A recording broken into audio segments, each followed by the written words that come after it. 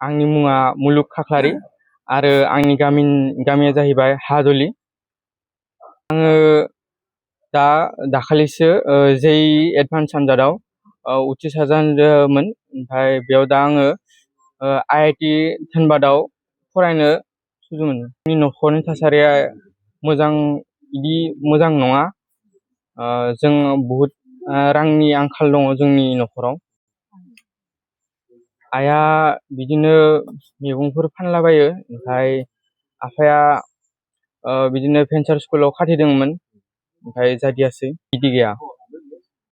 आं बेखौनो माने साबायखर बावोदि सारा आं नन बिटिनिबाबो आंखौ गावनि हारिनि साननानै अनहरदों आरो बिथाङा आंखौ रांखान्थिजोंनो मदद खालामदों। आंनो दा 5 लाख रां अनसुंथाइ होदों। एडमिसनाथ' जालांबाय, ओमफ्राय दा दसे उनावनो माने ओंखारलांसिगोन। बिथांखौबो आं साबायखर बावोदि बिथाङा माने एसेबां गोजाननिफ्राय जोंनि थाखाय फैदों, बेयाव जोंनि दुखुखौ बुजिदों। बिनि थाखाय साबायखर बावनाय जाबाय सारखौ। आङो दाखालि मिडियायाव जिहेतु आंनि फिसाया थारमाने IIT आव सिट मोनदों होननानै आं फोसावदोंमोन आरो बे खोथाखौ बिथां मानगोनां हाग्रामा महिलारि सारा मिथिनानै बा नुनानै आंनो जि बै थाखा फैसा आंखालनि समाव बा गथ'खौ एडमिसन होनायनि आंखालनि समाव बिथाङा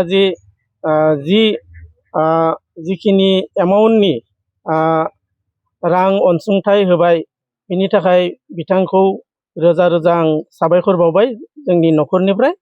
आरो इयुनाव बिथांनि जिथु खामानि मावनाय माबानायफोरा जाहाथे खामानि मावनाय आरो समाजनि खामानि मावनायफोरा जाहाथे समाजनि मेगनाव मोजाङै नोजोर गोग्लैयो, बेखौनो आं मिजिंथिबाय।